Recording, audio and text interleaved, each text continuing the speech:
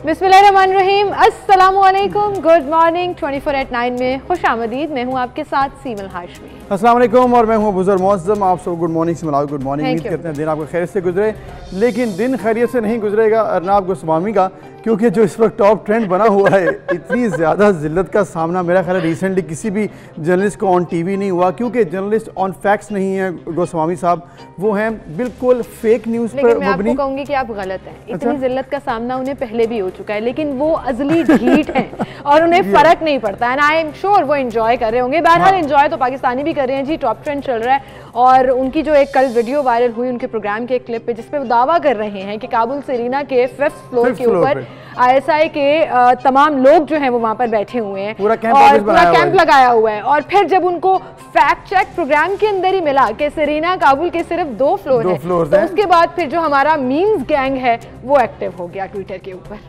मतलब आप देखिए, और वो कह रहे हैं डोंट क्वेश्चन माय इंटेलिजेंस। उन्होंने क्या खाया मैं ये भी बता सकता हूं। मेन्यू भी बता रहे थे, लेकिन ये नहीं बताया कि जो 2 फ्लोर्स के बाद 2 हवा में है और उसके बाद 5th फ्लोर है, वो वाकई कहाँ पर है। एनीवेज ये उनकी सोच है भारतीय प्रोपेगेंडिस्ट की, उसमें जर्नलिस्ट भी शामिल है, हुकूमत के लोग भी शामिल हैं और बदकिस्मती से अवाम भी शामिल है जो कि इस तरह के प्रोपेगेंडा को बिलीव करती है। और लिटरली आप सिमल यकीन करें कि इतनी दफ़ा हम लोग बता चुके हैं, पूरी दुनिया बता चुकी है कि भारत में प्रोपेगेंडिस्ट जो हैं वो हार नहीं मान रहे, वो लगातार झूठ पर अपनी खबरें दे रहे हैं। इंडिया को कितनी दफ़ा मुंह की खानी पड़ेगी कि उनको रियलाइज़ होगा कि ये असल में हो क्या रहा है।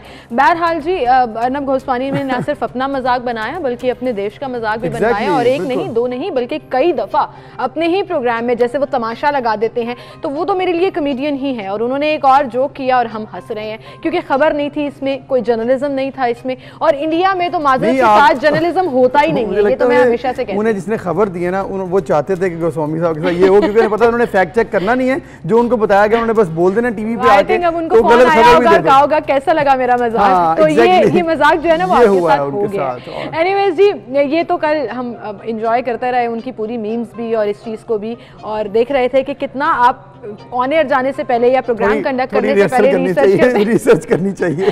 बिल्कुल सही कह रहे हैं। एनीवेज जी, इसी के साथ हम आगे बढ़ेंगे अपने प्रोग्राम की तरफ। आज प्रोग्राम में भी बहुत कुछ है। एक तरफ तो जैसे हम इलेक्शन कमीशन और हुकूमत की लड़ाइयां देख रहे हैं, लेकिन इलेक्शन कमीशन को प्रॉपर्ली टैग ही कर दिया गया है कि वो ऑपोजिशन की जबान बोल रहे हैं। बहरहाल जी, इस पर भी आज हम बात करेंगे। दूसरा एक और प्रॉब्लम जो बहुत ज्यादा तेजी से सर उठा रहा है वो है कोरोना के साथ साथ डेंगू। कोरोना थोड़ा कंट्रोल हुआ लेकिन डेंगू कंट्रोल नहीं हो रहा। आज प्रोग्राम में इस पर भी बात करेंगे। इलेक्शन कमीशन का नोटिस, हुकूमती वुज़रा आपे से बाहर हो गए।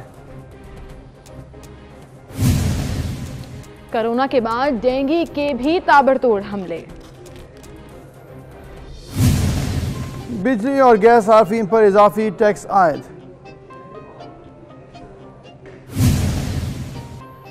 शहर कायद के बासियों की सफरी मुश्किलात हल होने को।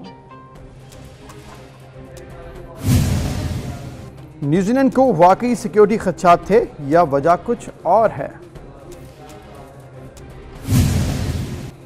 जी, ये थी हमारी टॉप स्टोरीज और बाकायदा आगाज करेंगे आज के प्रोग्राम का। इलेक्शन कमीशन ने नोटिस तो जारी कर दिया जैसा कि हम सब जानते हैं, लेकिन इसके बावजूद ताबड़तोड़ हमले जुमलों के जो है वो मुसलसल पर वज़ीर इत्तलात फवाद चौधरी, जिन्होंने कहा कि जो मैं कहता हूं वो हुकूमती बयानिया ही होता है, और इलेक्शन कमिश्नर सरगर्मियां जो हैं उनकी वो मुतनाज़े हैं और वो ऑपोजिशन की ज़बान। बिल्कुल, उन्होंने ये भी कहा है कि हम तौहीन अदालत भी दायर कर सकते हैं इनके खिलाफ। तो इस मामले पर हम बात करेंगे, आखिर मामला है क्या, कहाँ पर चूक हो रही है हुकूमत से, या फिर इलेक्शन कमीशन जो है वो भी थोड़ा सा इस मामले को उस तरह से नहीं देख रहा जैसे गवर्नमेंट चाहती है, यानी कि पैरेलल होकर और इसको न्यूट्रल होकर और डिस्कशन करके। इस पर हम बात करेंगे। फॉर्मर सेक्रेटरी इलेक्शन कमीशन हमारे साथ मौजूद हैं, कमर दिलशाद साहब। बहुत शुक्रिया सर, आपने वक्त दिया।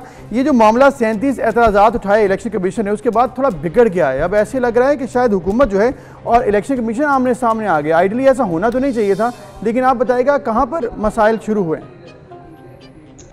देखिए, असूली तौर पर पाकिस्तान को इलेक्ट्रॉनिक वोट मशीन के मामलात में दखल देना नहीं चाहिए था। ये सारे मामलात इलेक्शन कमीशन पाकिस्तान के इख्तियारात में शामिल हैं।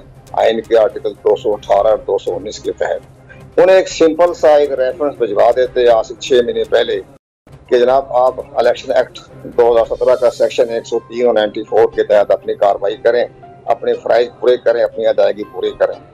और अब इस मामले में अगर आपको फाइनेंशियल मामलत की और मजीद एडमिनिस्ट्रेटिव मामले की जरूरत है तो हुकूमत पाकिस्तान नहीं की है। इसी तमाम मामले में ये बदगुमानियां पैदा होती चली गई। इसमें बहरहाल वज़ीर आज़म साहब को उनको जो उनके एडवाइजर हैं, आईनी माहिरीन हैं, मेरे अपने ज़ाती ख्याल है, नाकस राय है, वो प्राइम मिनिस्टर साहब को सही मामलात को नहीं आगाह कर रहे। अब प्राइम मिनिस्टर बहुत मसरूफ तरीन शख्सियत है, बैन अवी हैसियत के हामिल है, तो वो इन मामलात में उनको नहीं मालूम होता। जो उनके एडवाइजर या उनके आईनी माहिरीन कहेंगे उस पर अमल दरामद करेंगे, सोचेंगे। इन हालात को देखते हुए मैं ये महसूस कर रहा हूँ कि अब जो कल से जो नई ये फिजा पैदा हो गई है नोटिस जारी होने के बाद, तो फिर हमारे वफाकी वजीर फवाद चौधरी साहब बड़े राशिद को आते हैं, सच बोलते हैं वो। तो उन्होंने ये कहा ये तो हुकूमत की तरफ से मैं तर्जमान हूँ, जो मैं बात कर रहा हूँ ये वफाकी काबीना का फैसला है। इसका मतलब ये हुआ है कि इलेक्शन कमीशन हुकूमत के माबैन शदीद किस्म की जो है तनाव पैदा हो गया है। अब इलेक्शन कमीशन पाकिस्तान ने तो अपना एक पहले मरहले में नोटिस जारी किए बड़े शाइस्ती के साथ, कोई जबान सख्त इस्तेमाल नहीं, शाइस्ती के साथ। अब इसका अगर जवाब नहीं देते तो फिर इसके बाद 3 नोटिस के बाद देंगे शोकाज। अब शोकाज का जवाब नहीं देते, हुकूमत नहीं देती जैसे नजर आ रहा है, तो फिर इलेक्शन कमीशन ऑफ पाकिस्तान जो है अपने इख्तियारात को आर्टिकल 204 के तहत हद के तोहने अदालत का जो है वो उनके ऊपर अपना एक चार्जशीट कर देगी। ठीक है कंवर साहब, लेकिन फवाद चौधरी ने कल बड़े वाज़ेह तौर पर कहा कि इलेक्शन कैसे कराने हैं ये पार्लियामेंट का फैसला होगा, असेंबली में हमने बिल पास कर लिया है। इस पर आप क्या कहेंगे? वो तो कह रहे हैं कि हम हक पर हैं और हम बिल्कुल सही बात कर रहे हैं। फादर साहब दुरुस्त नहीं फरमा रहे, वो हकायक से तशरीफ़पोशी कर रहे हैं। जब आइन के आर्टिकल 218, 219 में तमाम आइनी इख्तियारात जो हैं वो इलेक्शन कमीशन ऑफ पाकिस्तान को दे दिए हैं, तो हुकूमत कहाँ खड़ी है? ठीक है, जो आप इलेक्शन एक्ट बनाएंगे, जो कानून बनाएंगे, उस पर अमल दरामद करना इलेक्शन कमीशन की जिम्मेदारी है कानूनी तौर पर। लेकिन जिस वक्त वो ये महसूस करें कि जनाब हुकूमत का पार्लियामानी एक्ट का जो कानून बनाया है वो आर्टिकल 218, 219 से मुतसादम है, तो फिर इलेक्शन कमीशन पर अमल दरामद करने का रवादार नहीं है।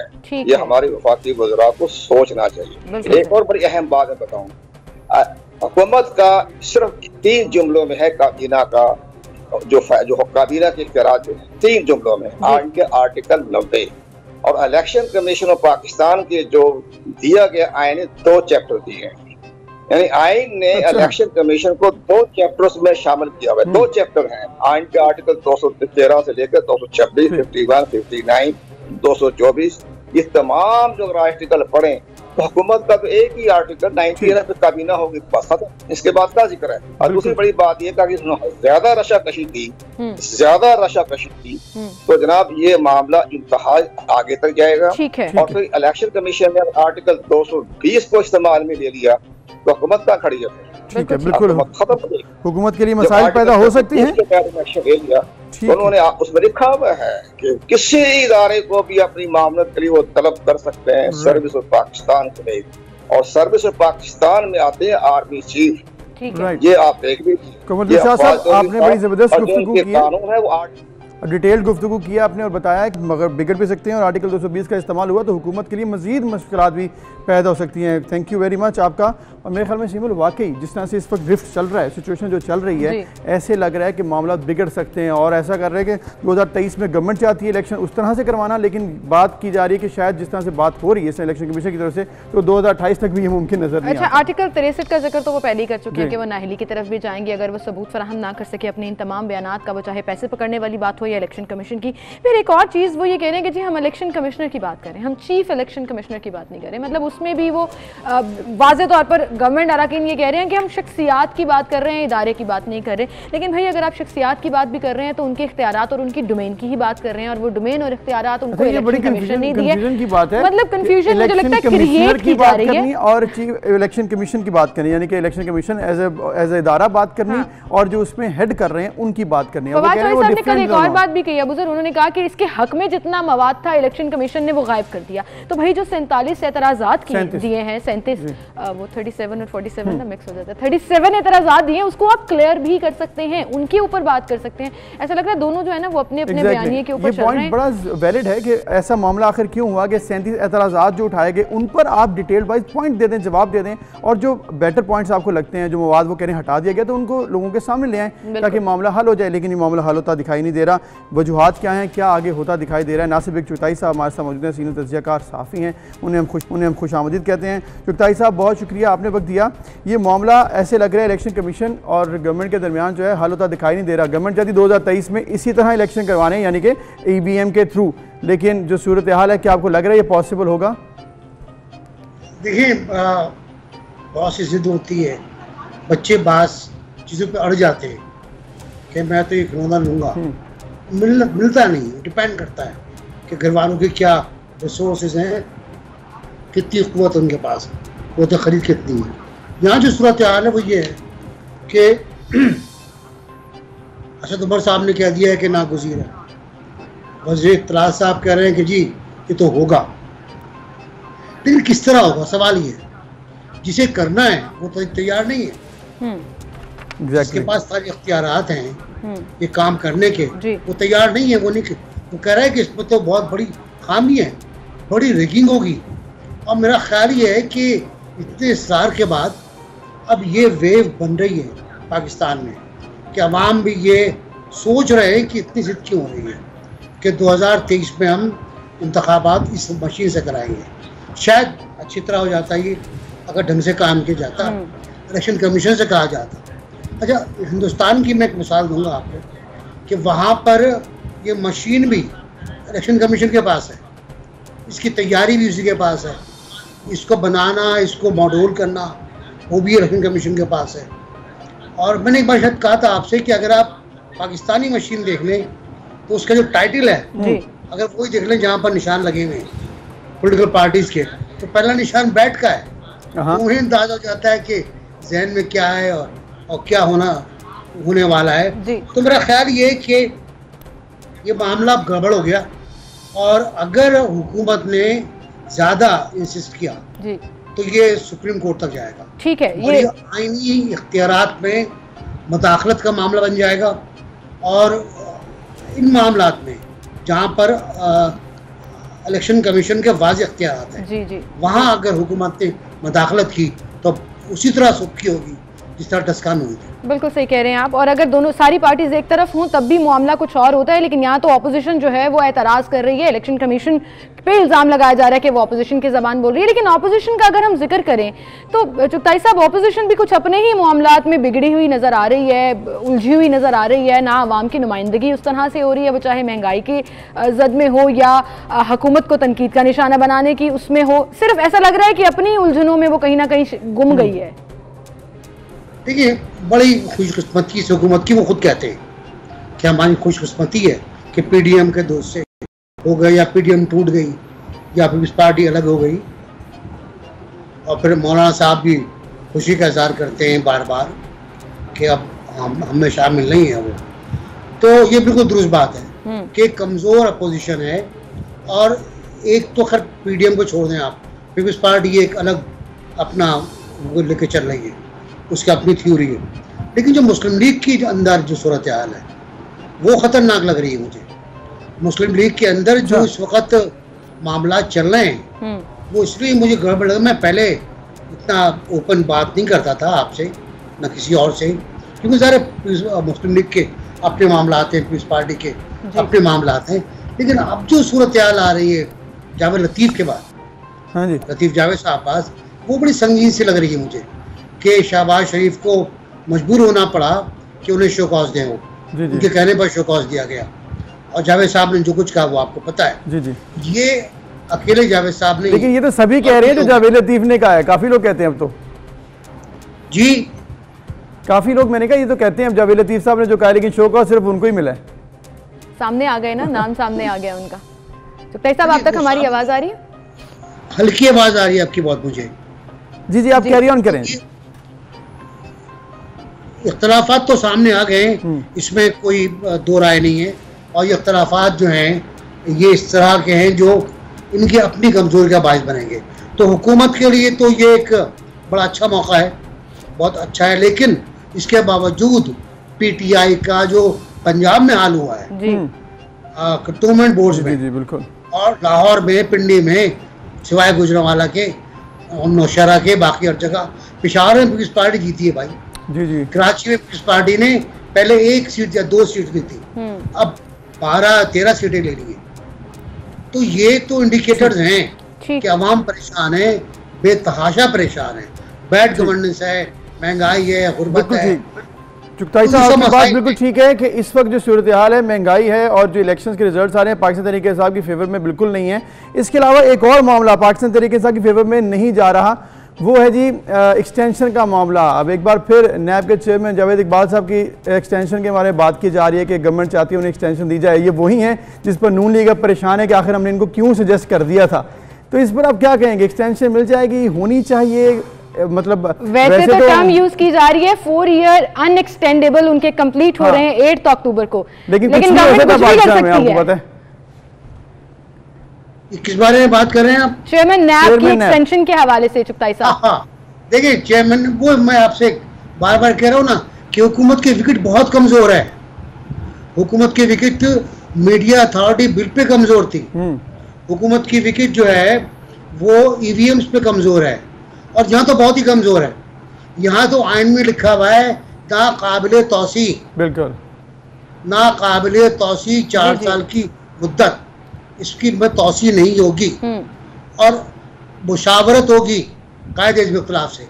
अब हमारे वजीर कानून साहब ने, जो उनकी ख्वाहिश थी कि वो शरीफुद्दीन ज़्यादा बने, नहीं बन पाए बेचारे, अब तक नहीं बन पाए, वो फिर एक नई थ्योरी लाएं और शायद ये तंग करने के लिए लाएं, क्योंकि ये काबिल अमल नहीं है कि वो तरमीम करेंगे आइन के अंदर कि नाकाबिले तौसी का जुमला निकाल दिया जाए और काबिल तौसी कर दिया जाए, ना को निकाल दें, उधर से नूर को निकाल दें, उधर शीन को निकाल दें और इधर से निकाल दें मुशावरत को। तो मुशावरत भी ना हो, और मुशावरत उस शख्स से ना हो जो जिस पर इल्जामात हैं। बिल्कुल बिल्कुल नैब के इल्जामात हैं। मेरा कहना ये है कि अगर नैब के इल्जामात वाले बंदे से आप मुशावरत नहीं करते तो वो असम्बली का मेंबर क्यों है? असम्बली के मेंबर की डिस्क्वालिफिकेशन है, और असम्बली का मेंबर ये कायदे इसमें इख्तलाफ होता है और उसकी क्वालिफिकेशन भी है। वहाँ कहीं शामिल नहीं है कि अगर मुकदमा है तो डिस्क्वालीफाई हो जाएगा, कहीं शामिल नहीं है कि अगर उस पर कोई जुर्म साबित नहीं होता है तब भी उसको आप डिस्क्वालीफाई करते हैं। तो शहबाज शरीफ एक कायदे इसमें इख्तलाफ है, कौमी असम्बली के पार्लियामेंट में उनका दर्जा है और इनसे आपको मुशावरत करना होगी। बिल्कुल ठीक, आइन यही कहता है, आइन भी यही कहता है और मुशावरत करनी मसला बन जाएगा।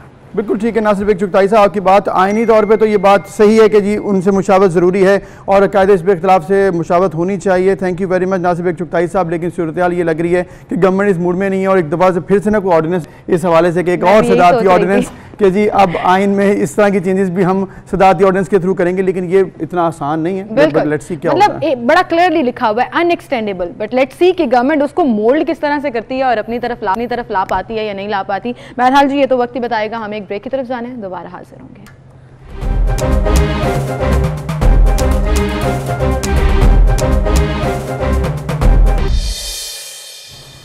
Welcome back viewers. हम बात करेंगे कोरोना के हवाले से। कोरोना के केसेस अल्हम्दुलिल्लाह कुछ कम हुए हैं और रिसेंटली हमने देखा कि पॉजिटिव केसेस की जो शरह है वो भी 5 से नीचे है। मुसलसल ये 5 से नीचे होना खुश आइंद है और इस टाइम 4.22 है, जबकि 40 मरीज जान से गए हैं गुज़िश्ता 24 घंटों में। बिल्कुल। इसी के साथ साथ दूसरी तरफ अगर हम जिक्र करें कोविड के साथ साथ डेंगू ने सर उठाना शुरू कर दिया है और लाहौर में इसके केसेस सबसे ज़्यादा रिपोर्ट हो रहे हैं। पंजाब भर में डेंगू के हवाले से लोग ना सिर्फ डाउन हो रहे हैं हेल्थ वाइज, बल्कि लोग एक्सपेक्ट भी नहीं कर रहे।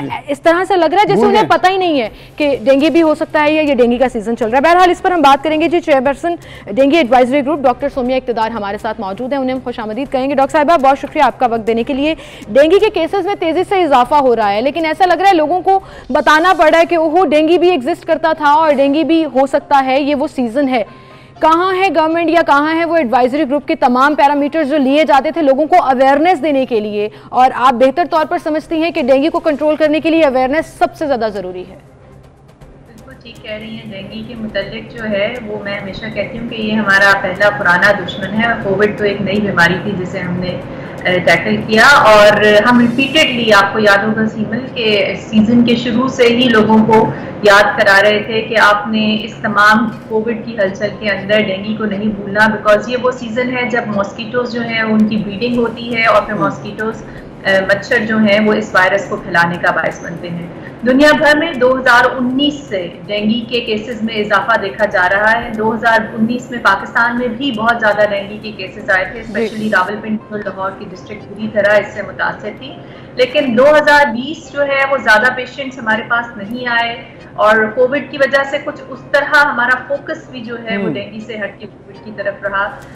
लेकिन इस साल के शुरू से ही जो है वो हेड्स अप थे कि डेंगू के केसेस फिर दुनिया भर में भी बढ़ रहे हैं और एशिया के अंदर भी इनकी तादाद ज़्यादा है। सो हमें बहुत विजिलेंट रहने की ज़रूरत है और हम रिपीटेडली इसके लिए एडवाइजरीज भी जारी करते रहे, हॉस्पिटल की प्रिपेयर्डनेस के हवाले से, लोगों की अवेयरनेस के हवाले से, सर्विलेंस के हवाले से, क्लिनिकल मैनेजमेंट कैसे करनी है उसको अपडेट करने के हवाले से। तो भूले तो बिल्कुल नहीं थे, लेकिन अवाम शायद थोड़ा भूल गई थी। लेकिन डॉक्टर साहब, आवाम शायद इसलिए भूल जाती है क्योंकि गवर्नमेंट का काम होता है कैंपेन्स करना, लोग जाके घरों पर स्प्रे करें। इसके अलावा जो मोहल्लों में स्प्रे सिस्टम चल रहा होता था वो किया जाता था, तो लोगों को याद रहता है अखबारों में देखकर, बिल बोर्ड देखकर, बैनर्स देखकर, स्टीमर्स देखकर।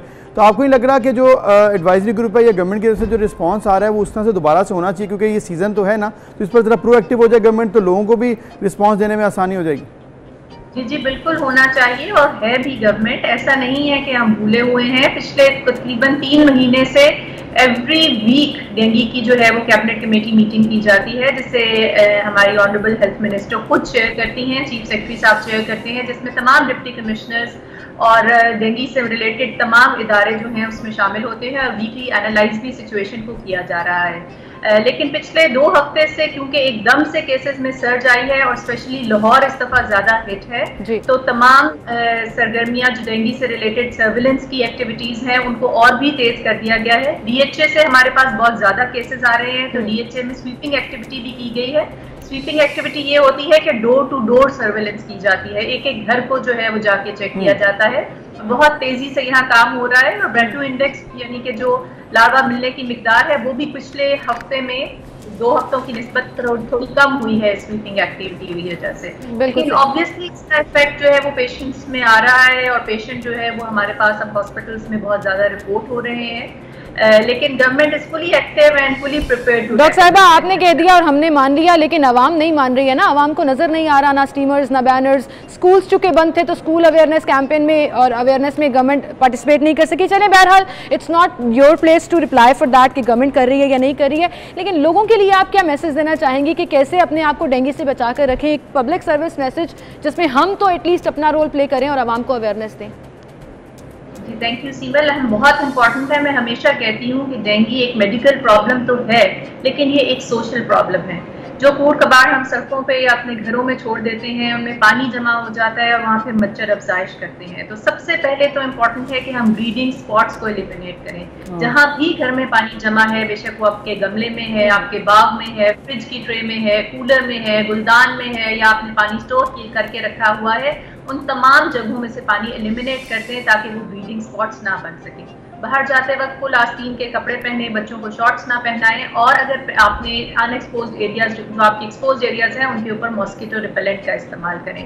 रात को मच्छर या फॉइल का इस्तेमाल करें, मच्छरदानी का इस्तेमाल करें। और अगर आपको कोई ऐसी अलामात आए जिसमें तेज बुखार का होना, सर में दर्द, आंखों के पीछे दर्द, जिस्म पे कोई रैश या धब्बों का बनना, पट्टों में दर्द या जिस्म के किसी हिस्से से खून आना, तो ये डेंगू की अलामात हो सकती हैं। लोग आजकल कोविड की तरफ पहला ध्यान जाता है और कोविड का टेस्ट करा लेते हैं और वो नेगेटिव आता है और कहते हैं कि ये वायरल होगा या कोई मौसमी बुखार है, लेकिन डेंगू को भी मत भूलिए। डेंगू का टेस्ट कराइए। हॉस्पिटल्स में डेंगू के काउंटर्स बने हैं जहाँ फ्री ऑफ कॉस्ट टेस्ट की फैसिलिटी अवेलेबल है, वहाँ जाके डॉक्टर को जरूर दिखाएं। डॉक्टर साहब बहुत शुक्रिया आपका, और आपने बड़ी ज़बरदस्त बात की कि डेंगू को मत भूलिए, और काउंटर्स तो अवेलेबल हैं हॉस्पिटल में। तो अगर आप टेस्ट करवाने जाते हैं कोविड का, तो अगर डेंगू के हवाले से आपको सिम्टम्स आ रहे हैं तो करवाइए, क्योंकि अगर आप इस हवाले से अगर टेस्ट करवा लेंगे तो आप बेहतरी की तरफ जाएंगे इंशाल्लाह। बिल्कुल। और एज फॉर गवर्नमेंट बंद कमरों में बैठकर इजलास करने से कुछ नहीं होता जी। आवाम की अवेयरनेस के लिए बाहर निकलना पड़ेगा, तभी वो रियलाइज करेंगे कि डेंगू भी मौजूद है और अपना रोल प्ले कर सकेंगे। प्लीज़ प्रोएक्टिव होने की ज़रूरत है। हम एक और एपिडेमिक जो है वो दोबारा से उसका सर्ज अफोर्ड नहीं कर सकते। एक ब्रेक, फिर हाजिर होंगे।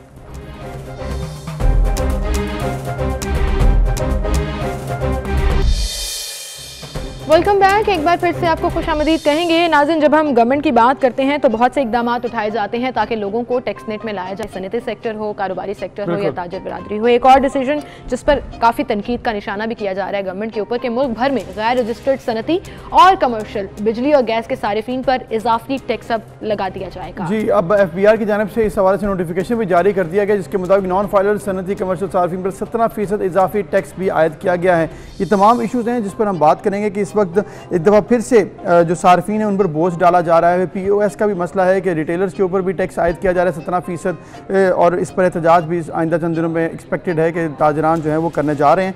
हम बात करेंगे, हमारे साथ मौजूद हैं सीनियर रिपोर्टर शाहिद सिपरा साहब जो हमें बताएंगे कि क्या मामला है। शाहिद सिपरा साहब, अस्सलाम वालेकुम, बहुत शुक्रिया आपका कि आपने वक्त दिया।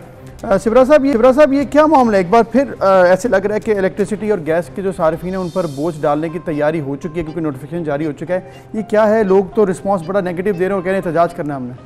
बिस्मिल्लाहिर्रहमानिर्रहीम। देखें, एहतजाज करना उनका हक है, लेकिन नए पाकिस्तान में उस एहतजाज का फ़ायदा नहीं होता। आपने बिल्कुल ठीक कहा कि बिजली और गैस के मामलात पर अगर बात करें तो कीमतें इस कदर बढ़ाई गई कि आज आम जो सारिफ है उसको बिल अदा करना मुश्किल हो रहा है। कभी क्वार्टर टैरिफ आप लेकर आ जाते हैं, कभी फ्यूल प्राइस एडजस्टमेंट की मद में कीमतें बढ़ जाती हैं, कभी सब्सिडी जो है वो 300 यूनिट तक ख़त्म कर रहे हैं, कभी 500 यूनिट तक जो फ्लैट रेट है वो मुतारिफ करवा रहे हैं। अब ये देखें ना, अब ये जो इजाफी टैक्स है कि एक सदारती ऑर्डिनेंस आपने जारी किया और बैक वक्त उसकी वजह से 17% तक आपने जो कीमत है वो बढ़ा दी। अब कमर्शियल और सनती जो सार्फिन, जो छोटे सार्फिन हैं, जो दुकानदार है एक, अगर वो कमर्शियल एक्टिविटी कर रहा है तो इसका बराह रास्त इफेक्ट किस पे आएगा? अब 10,000 तक रख देना, 10,000 तो मामूल की बात है। 10,000 बिल एक छोटी सी दुकान अगर कोई बंदा चला रहा है तो उसका भी बिल आ जाएगा। आपने उस पर इजाफी टैक्स लगा दिया, बाकी टैक्सेस जो हैं वो उसको छोड़ दें। ये जो सदारती ऑर्डिनेंस के तहत आपने इजाफी टैक्स जो है उस पर लगाया, मुझे बताएं कि इस टैक्स की अदायगी का बराह रास्त इफेक्ट किस पे आएगा? जो दुकानदार है, कोई भी कारोबार कर रहा है, अल्टीमेटली हम और आप जब गाहक बनकर उसके पास जाएंगे तो उसकी अदायगी हमें करना पड़ेगी और इसका सारा मलबा जो है वो आम सारिफ के बोझ पर आएगा। इसलिए हुकूमत को अगर टैक्स नेटवर्क में इन तमाम लोगों को लाना है या फाइलर बनाना है तो उसके लिए कोई और इक़दाम करने की ज़रूरत है। इस तरह नहीं है कि वैक्सीनेशन का मामला देखें, आपने कहा कि हम मोबाइल सिम्स बंद कर रहे हैं, रूट्स बंद कर रहे हैं, मोटरवेज बंद कर रहे हैं, तो क्या मुझे बताएं कि एतमाद की बजाय दबाव में लाकर आप आवाम से सारे काम करवाना चाह रहे हैं? यहाँ भी यही हो रहा है कि आप उनको इस तरह का एतमाद आवाम पे बहाल करें कि वो खुद ही अपना जो टैक्स नेटवर्क है उसमें वो शामिल हों। इस तरह बराह रास्त आप उनको जोर से या दबाव के जरिए किस तरह ला सकते हैं? मुझे बताएं, एक मोटर मैकेनिक है, मुझे छोटी सी बात, एक मोटर मैकेनिक है, ये किराना स्टोर या जनरल स्टोर, ये कमर्शियल एक्टिविटी है, वो कितने इनकम कर रहा है, उससे आप क्या टैक्स लेंगे? बिल्कुल, एक तो टैक्स लेंगे, दूसरा आपकी बात ये बिल्कुल ठीक है, टैक्स की वसूली जो है वो फिर ग्राहकों से करेगा, अपनी चीज़ें महंगी कर देगा, वो चाहे जो भी बेच रहा हो। अच्छा, सनतकार और कमर्शियल तो पहले ही लोग बड़े परेशान हैं कि हमारे कारोबार नहीं चल रहे, कोरोना ने बहुत बुरी तरह इफेक्ट कर दिया, बिजली के बिल पहले ही बढ़ा दिए और जिस तरह से फ्यूल प्राइस एडजस्टमेंट्स भी आ जाती हैं, बाकी टैक्सेस भी आ जाते हैं, ये अगर उसमें और इजाफा कर दिया जाएगा तो ये तो लोगों को और कारोबार बंद करने की तरफ लेकर जा रही है हुकूमत। देखिए, आपने बिल्कुल ठीक कहा कि कोविड की वजह से पहले परेशान लोग हैं, उनका कारोबार मुकम्मल तौर पर तबाह हुआ, अब कुछ बहाली की तरफ आ रहे हैं। उसके बाद आप उनके जो कारोबारी सरगर्मियां हैं वो ज़रूर मुतासिर हुई हैं, उनकी जो इनकम है वो भी मुतासिर हुई है। अब बात आ जाती है कि मैं ये कह रहा हूँ कि अगर आपने ये टैक्स लगाना भी है तो ये कम से कम आप बड़े मार्केट्स जो हैं, बड़े जो प्लाजा मालकान हैं, ये उन पर लेके जाएं, बड़े बड़े जो नेटवर्क्स हैं उनके ऊपर लगाएं, और वो ऑलरेडी होते भी हैं, वो ऑलरेडी है। हाँ, ठीक है ना। अब छोटा दुकानदार है, उसने अपने खानदान की कफालत करनी है, बच्चों की तालीम के अखराजात उसने उठाने हैं, अगर आप उस पर ये इजाफी टैक्स बजाय के सब्सिडी देने के, उसको कोई फायदा देने के, तो कम से कम आप उस पर इजाफी टैक्स तो ना लगाएं। बिल्कुल सही है। इसलिए मैं ये कह रहा हूँ कि 10-20 हज़ार रुपए जहाँ कीमतें बिजली की चली गई हैं, ये आम सारिफ है, हर दुकानदार के पास ये चला जाएगा, उसकी अदायगी मुश्किल हो जाएगी। हुकूमत को ये देखें, पॉलिसी बनाते वक्त तो आपके हमेशा इस हुकूमत ने जो भी डिसीजन किया है उसके साथ जो मिलते लोग हैं उनको कभी टेबल पर नहीं बिठाया गया। सही। अगर इन लोगों को, ये छोटे सनतकार, इसमें कौन है, तार बनाने वाला सनतकार है वो आ जाएगा, केबल बनाने वाला सनतकार है वो आ जाएगा, छोटे बर्तन बनाने वाली इंडस्ट्री जो है वो आ जाएगी। ये छोटी इंडस्ट्री जो आम सारिफ जिनकी चीजें इस्तेमाल करता है, ये उन पर अगर आप इजाफी बोझ डालेंगे तो हम और आप मुश्किल में चले जाएंगे। आपने कहा कि हुकूमत को चाहिए कि मतलब एक प्लेटफॉर्म पे आएँ और गुफ्तगू कर फिर डिस्कशन लेकर आएँ, फिर ये फैसले करें, लेकिन यहाँ तो सदारती ऑर्डिनेंस आ रहा है, एक तरफ से मतलब एक तरफा फैसले होते हैं, तो ये तो बड़ा मुश्किल लग रहा है। लेकिन फिर इनडायरेक्ट टैक्सेस की बात करती थी गवर्नमेंट और ये कहा जाता था कि लोगों को टैक्स नेट में लेके आया जाएगा।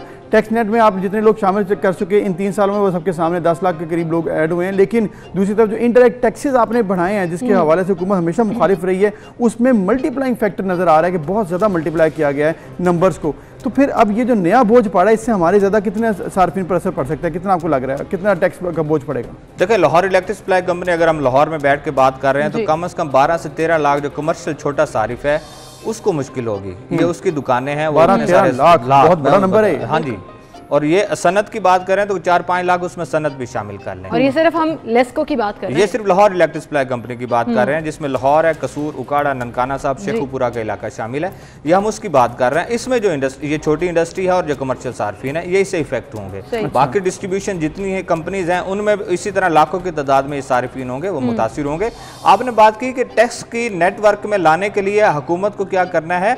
बेसिकली बात ये होती है कि आपने जिस तरह ऐलानात किए थे, जिस तरह आपने पॉलिसियों को अनाउंस किया था, उस पर आप लोग मुकम्मल जो है वो नहीं कर गुजरे कि हमें उसको किस तरह चलाना है। इस वक्त अवाम का जो एतमाद है वो हुकूमत से उठ चुका है, इसलिए वो इस तरफ आते नहीं है। चलिए, ज्यादा पुराने बयान नहीं याद कराते हम हुकूमत को कि उन्होंने यूटर्न्स लिए। आप इस साल के बजट का ही जिक्र कर लें, दोसा में यार तो वही नजर आता है। इस साल बजट में आपने नॉन फाइलर्स को रिलैक्सेशन भी दी, जो ऑलरेडी उनके ऊपर टैक्सेस थे वो हटा दिए। और अब जो है पोस्ट बजट जब आप पॉलिसीज बना रहे हैं, इकदाम कर रहे हैं, तो आप नॉन फाइलर्स को ना सिर्फ कटहरे में ला रहे हैं बल्कि उनके ऊपर इतना बोझ डाल रहे हैं कि वो अपने कस्टमर्स से पूरा करेंगे। देखें ना, आप टैक्स भी लगाएं और फिर सब्सिडी भी ना दें और इजाफी बोझ भी डालें, ये तीनों चीजें नहीं चल सकती। बेसिकली आप दुनिया की मिसालें देते हैं। दुनिया में क्या होता है कि अवाम अगर टैक्स जो अदायगी कर रही है, टैक्स जो पैसा है वो सब्सिडी पर लगाया जाता है और उन सार्फिन को या उन लोगों पर लगाया जाता है जो इसके मुस्तहिक होते हैं। हमारे यहाँ क्या है कि जो मुस्तहिकीन हैं, जो मुस्तहिक सार्फिन है, हम उनसे सब्सिडी भी खत्म कर रहे हैं,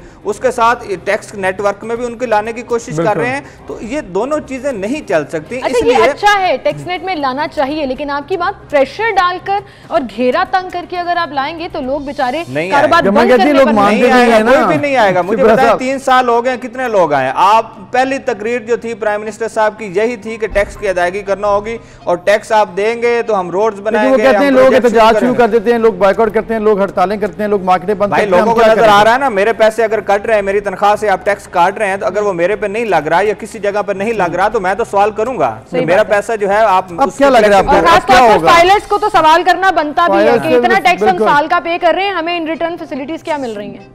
देखो, कुछ भी नहीं, यही मिल रहा है जो आपके सामने है कि आपने टैक्स इजाफी लगा दिया।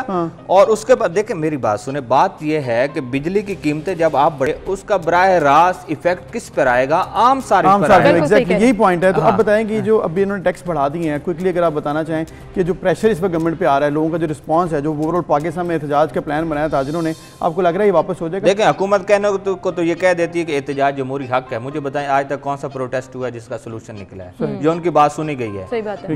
लोग मुलाजमीन जो है आपके इस्लामाबाद बैठे रहे कितने दिनों तक, आपने उन पर शेलिंग की, आपने उनकी बात ना सुनी। 10% अलाउंस मांग रहे थे वो लोग। कौन सा तबका है जो नहीं है, जो नहीं है? तो ये हुकूमत, मैं अपनी बात करूं या आप अगर दीगर के आप भी लोग उसमें शामिल होंगे, हुकूमत से इस वक्त लोगों को कोई नहीं नजर आ रहा। आप सड़कें बंद कर लें, आप एहतजाज कर लें, उन्होंने जो कर किए जा रहे हैं, कोई रिलीफ की उम्मीद नहीं। बिल्कुल सही, बहुत शुक्रिया सिप्रा साहब, आप हमारे साथ मौजूद थे। रिलीफ की कोई उम्मीद नहीं है जी। आवाम जैसे कहते हैं ना कि they are on their own, कि गवर्नमेंट शायद नहीं लग रहा कि उस तरह से इसको हैंडल करेगी। एनीवे जी, एक ब्रेक लेते हैं, फिर मिलते हैं।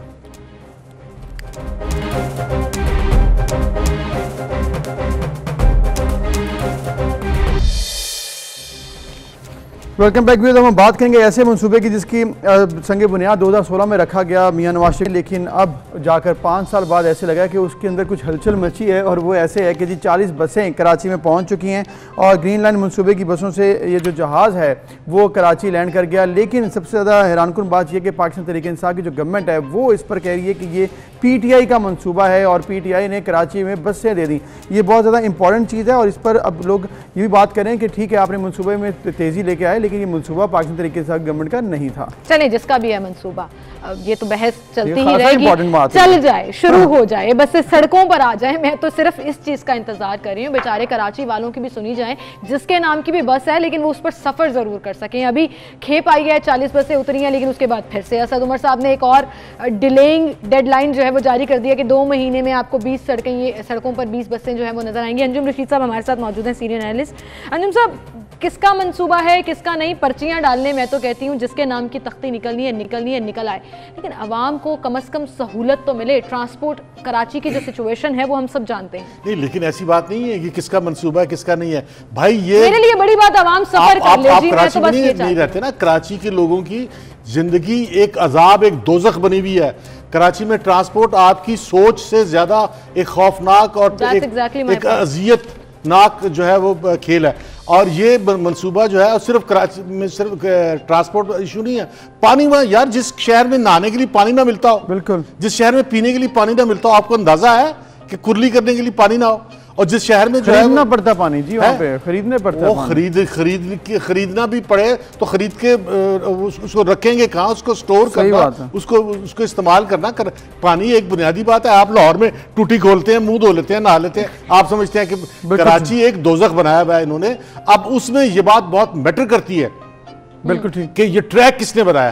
ट्रैक जो है मियां नवाज शरीफ ने बनाया, और ट्रैक जो है ये नुमाइश से सुरजानी तक बना है। जी, और अभी बहुत काम बाकी है और अभी बसें जो हैं वो चली नहीं है। 2 महीने का वक्त असद उमर साहब ने दिया है। आप हमारे साथ ही हैं अंजुम रशीद साहब, लेकिन अभी हमें ज्वाइन किया सिंध से अपोजिशन लीडर हैं पाकिस्तान तहरीक इंसाफ के रहनुमा हलीम आदिल शेख साहब। उन्हें हम वेलकम करते हैं, खुश आमदीद करने के साथ साथ उन्हें हम मुबारक तो देते हैं कि लोग तो मुबारकें दे रहे हैं 40 बस से आगे, लेकिन साथ साथ वो ये भी कहा जा रहा है नाक़िदीन की तरफ से कि ये मंसूबा जो है पाकिस्तान तहरीक इंसाफ का नहीं है। तो ये क्रेडिट लेना गवर्नर साहब का थोड़ा गलत था। हाँ, ये कह सकते हैं आपने बसें लेके आए हैं आप कराची में, सर क्या कहेंगे? दोबारा ये मंसूबा किसका नहीं है, कौन सा तासुर गलत दिया बताइएगा? गवर्नर साहब ने कह दिया था जी कि पाकिस्तान तहरीक इंसाफ का ये मंसूबा है, लेकिन ये कुछ नाक़दीन कह रहे हैं कि ये मंसूबा तो मियां नवाज शरीफ साहब ने शुरू किया था, तो क्रेडिट PTI का नहीं बनता। ये बताइए इस ट्रैक पे ग्राउंड वर्क किसने स्टार्ट किया, पहला पत्थर कब रखा गया? उसका पत्थर नहीं, संगे बुनियाद का पत्थर नहीं, जो डेवलपमेंट वर्क स्टार्ट हुआ वो 18 के बाद हुआ, 18 से पहले हुआ। कितनी बसें, ये बसों का ऑर्डर किसने किया, अमली जानवा किसने पहनाया? इस तरीके से तो फिर जो संगे बुनियाद रख के चले जाए बस फिर उसी के नाम दे देना चाहिए। बात यह कि जिसने काम किया 3 साल में इसको अमली जामा लाजमा था। गवर्नमेंट्स होती हैं, उसकी चीज़ों अनाउंसमेंट थी, लेकिन सिर्फ अनाउंसमेंट थी। इन तमाम प्रोजेक्ट्स को ग्राउंड पर लेकर आना वो तो अल्टीमेटली तहरीक इंसाफ की गवर्नमेंट की जिम्मेदारी है ना। मंसूबे तो इसके साथ 2016 में ऑरेंज लाइन भी अनाउंस किया था, रेड लाइन भी किया था, येलो लाइन भी किया था, वो किधर है जरा नजर आ रहे हैं कहीं? इसके ये है 20 किलोमीटर की, 20.5 किलोमीटर की ट्रैक बना है। ऑरेंज लाइन का इसी के साथ 2016 में अनाउंस किया था पीपल्स पार्टी ने, वह 3.9 किलोमीटर कोई नजर आ रहा है टंगा हुआ सिर्फ छत के ऊपर, और बसें भी उनकी नहीं है। तो बात ये कमिटमेंट होती है। अल्हम्दुलिल्लाह ये इमरान खान का तोहफा है, ये वफाकी हुकूमत का तोहफा है शहर कराची के लिए, और हम बहुत शुक्रगुजार हैं खान साहब के, और अल्हम्दुलिल्लाह ये PTI गवर्नमेंट का कारनामा है। चलें शेख साहब, ये क्रेडिट हम आपको दे देते हैं कि प्रोजेक्ट कंटिन्यू किया और उसमें इंटरेस्ट भी लिया और उस पर काम भी किया, तो ये ओनरशिप जो ले ली पिछली हुकूमत के मंसूबे को, इसमें कोई बुरी बात नहीं है, वो चाहे संगे बुनियाद रखने के हवाले से हो या प्रोजेक्ट के हवाले से हो। ऑनरशिप लेना भी बड़ी बड़ी हुकूमतों का ज़र्फ होता है जो PTI ने शो कर दिया, लेकिन इतना डिले क्यों? 3 साल लगते हैं किसी ट्रांसपोर्ट के मंसूबे को, और अब जब बसें आ गई हैं लोग बेचारे खुश हो रहे थे कि जी हमारी भी सुनी गई है, अच्छी बसों में सफ़र करेंगे। फिर से एक और डेडलाइन दे दी कि 2 महीने बाद उसमें से 20 सिर्फ सड़कों पर नजर आएंगी। मैं सीधी सलीस अल्फाजों से, डेडलाइन वो होती है जिसका कोई पता नहीं होता ना। ठीक है, अंग्रेजी में डेडलाइन, अब ठीक कह रहे हैं। ये बसें आ चुकी हैं, ग्रीन बसें एक हकीकत है, पोर्ट के ऊपर मौजूद है। जी जी, 60 दिन लगेंगे वो हकीकत सड़कों पर नजर आने में। दावे नहीं है, दावे नहीं है, इंशाल्लाह अक्टूबर में ये सड़कों पर नजर आएगी, चूंकि 95 to 99% ट्रैक भी कंप्लीट हो चुका है, फिनिशिंग बाकी है जो कि थोड़ी बहुत है, आखिरी कोई खड्डे वड्डे उनके बंद होने बाकी हैं। बाकी मैं आपको बताता चलूँ कैसे कैसे हम कह रहे हैं, उसको जरा सुन लीजिए कि कैसे इंशाल्लाह अगले महीने हम चला रहे हैं। तकरीबन इसका 20.5 किलोमीटर का ट्रैक कंप्लीट हो चुका है, 22 स्टेशन जो है कंप्लीटेड हैं, कमांड कंट्रोल सिस्टम जो है वो कंप्लीटेड है, ऑल नुमाइश अंडरपास 30 सितंबर तक कंप्लीट हो जाएगा। ITS NRTC वो थर्ड